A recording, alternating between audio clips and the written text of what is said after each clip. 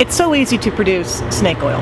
You know, spray some kind of chemical on a crop and say it's going to work. You know, and anyone can do that. You can mix it up in your backyard.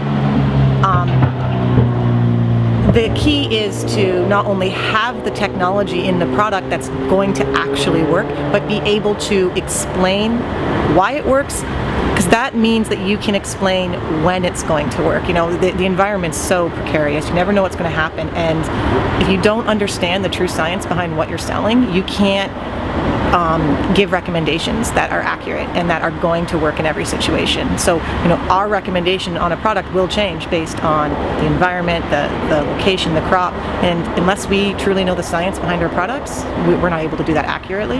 So me working with Chris, our plant physiologist, we're able to sort of put that together, and we're able to confidently make these recommendations. So I'm kind of like the middleman between what's going on in the field and what's going on in our greenhouses and in our research labs.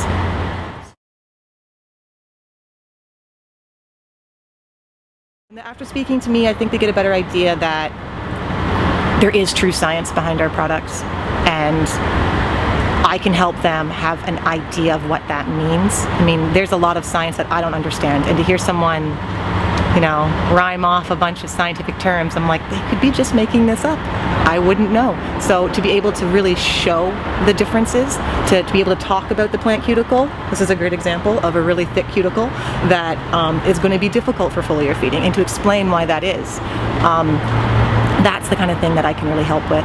And I think taking the science and making it practical and telling them when and what that means for them in their field, in their environment, whether it's a hot day, a cold day, a windy day, what that's going to mean in terms of how our products are going to work.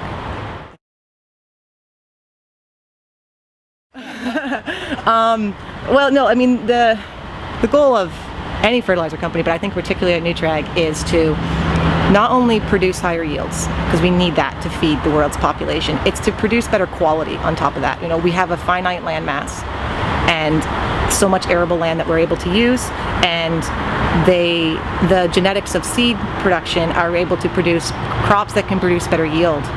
But those crops require more nutrition, and that always isn't optimized and them getting the nutrition they need. So maybe they produce a great yield, but the protein levels are going to be lower, and then that's not optimum for wheat, for instance. So the idea of what we're trying to do is to to work with the agriculture community as a whole, which is trying to increase food production, and to help them along by providing what they need to be able to hit those yields. So we're providing the quality and the yield benefits with nutrition, whether it's foliar, whether it's a ground application. I think it keeps us modern, cutting edge, keeps us in the forefront. There is products out there that they've been using the same technology for 20 years, and you know, it's probably decent technology, especially 20 years ago.